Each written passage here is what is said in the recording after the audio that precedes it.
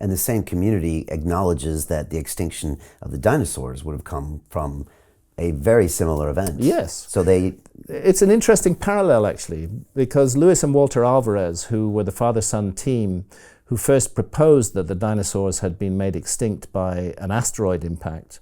And by the way, that evidence has begun to change slightly. There's now a feeling that it was a comet impact, more likely than an asteroid impact. Again, it doesn't matter. It was a cosmic object that hit the Earth. When they initially proposed that some kind of cosmic impact had resulted in the extinction of the dinosaurs, they were ridiculed and ignored by their colleagues. They were subjected to all the same kind of dirty tricks that Jacques Cinq-Mars was subjected to, and that I've been subjected to as well, to try to marginalize and diminish their work because it challenged mainstream views that there could not possibly have been any event on such a scale, that the world proceeds in a relatively peaceable way all the time and we don't need to take cataclysms into account in our history. Lewis and Walter Alvarez directly challenged that view, and they challenged it initially on the basis of exactly the same impact proxies that have been found that speak to the Younger Dryas impact hypothesis. So there's a layer in the Earth for 12,800 years ago full of these impact proxies. And there's another layer in the Earth from 66 million years ago, which is full of the same impact proxies. And it was initially on that evidence, the impact proxies, the nanodiamonds, the shocked quartz, and so on and so forth, that Lewis and Walter Alvarez initially made their case. They were dismissed. Then the crater was found, deeply buried beneath the Yucatan Peninsula and in the Gulf of Mexico, found with remote scanning. And once the crater was found, the critics no longer had a strong leg to stand on. And since then, it's been absolutely accepted that the collision with either a comet or an asteroid caused the extinction of the dinosaurs. And it's important to remember that the first evidence for that was impact proxies, not a crater. And those impact proxies proved to be correct in the case of the extinction of the dinosaurs, and I believe they're going to prove to be correct in the case of the Younger Dryas impact hypothesis as well. Besides, you wouldn't expect to find a crater where the larger objects collided with an ice cap that was 2 miles deep. The crater would be in the ice, it wouldn't be in the land beneath. You might find shock effects in the land underneath it. You wouldn't expect to find a crater if you have 2,000 airbursts all over the planet. There's no crater left from the Tunguska event either, but the Tunguska event flattened 2,000 square miles of trees. Airbursts can be very, very devastating, and when you have hundreds or even thousands of them taking place within a span of a few hours all over the planet, you are looking at a massive global cataclysm. When you said within 5 years we'll know more, Graham, immediately I thought, when's the sequel? The sequel to Ancient Apocalypse? Yes. I don't know whether there will be a sequel. I hope there will. That's a matter that's entirely at the disposal of Netflix, and they will make their decision depending on the reactions of viewers to the show. That's what they'll make their decisions. So it's very clear that the archaeological campaign, they've reached out to a few of their friends in the media, particularly the Guardian newspaper here in Britain, and got them to write smear pieces about me, which have no factual basis whatsoever. It's very clear that is part of a campaign to persuade Netflix not to do a second season. That is the objective of the hate campaign that I've been subjected to since the release of the series, and the lies that have been told about me. The objective of that is to discourage Netflix from running a second series. I like to think that Netflix is bigger than that, and they'll make their own decisions according to their own priorities, not according to the demands and the authoritarian insistence of a group of archaeologists. The Society for American Archaeology has actually written an open letter to Netflix asking that the series be reclassified as science fiction. And yet they claim that they're not trying to censor me. To take a series out of documentary and reclassify it as science fiction is what they're asking for. That is censorship, pure and simple censorship that they're doing there. I don't believe that Netflix are going to give in to that. I think they'll make the decision about a second series in exactly the same objective way that they make the decision about a second series of any documentary. Did it do well enough? Is there enough interest in it?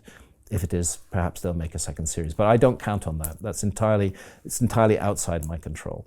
Were you surprised to read things like we saw in The Guardian, that just such an overt accusation, such a massive attack towards yourself, or were you expecting things like I this? wasn't expecting that. I wasn't expecting that because I was a journalist at a time when there was some integrity in journalism, and you checked the basis of your story.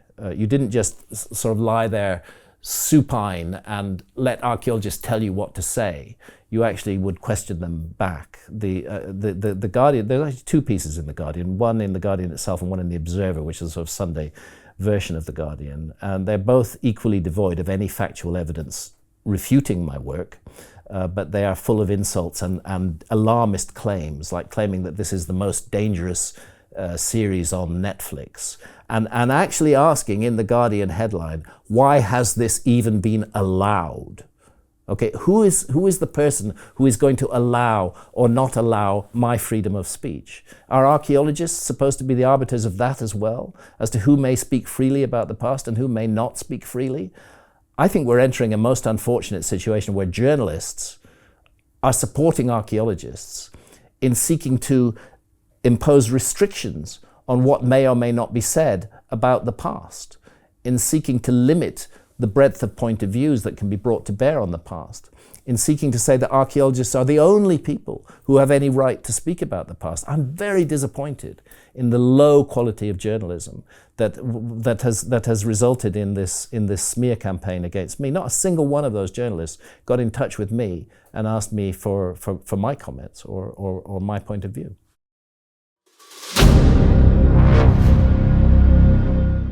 I'm looking for partners, collaborators, colleagues who want to join forces with me around the globe and create real value, generational wealth, and financial freedom for everyone else around the world.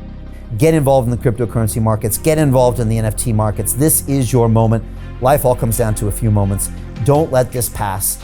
Now it's not too late. Next year's going to be too late. Ultimately, this is about freedom. That's the way I see it.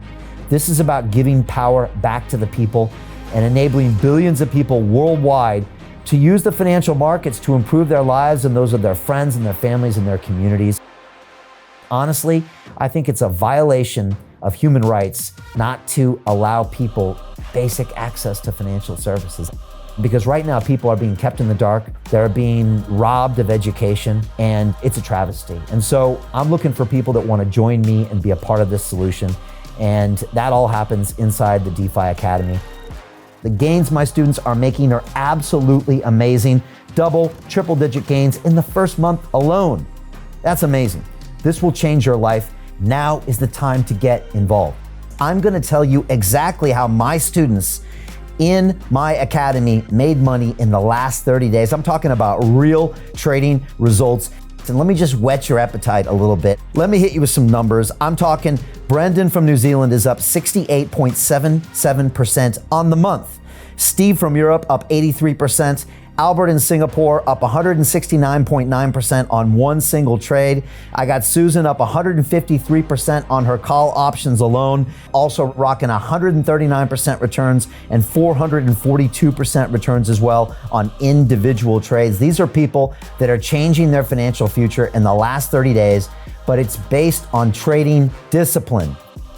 I've graduated over 500 students from inside my academy from over 54 countries around the world. It's amazing. When it comes to crypto, DeFi, and blockchain, we love this space. We truly believe it's the future. This is down to our core. It's authentic to what we're doing, and everybody can tell through the camera because you can't make this stuff up. If you're watching me now, wherever you are, I implore you, take 60 seconds right now and join my academy. Apply today. Now you've got a chance. Life all comes down to a few moments. What are you going to do? What's the choice that you're going to make?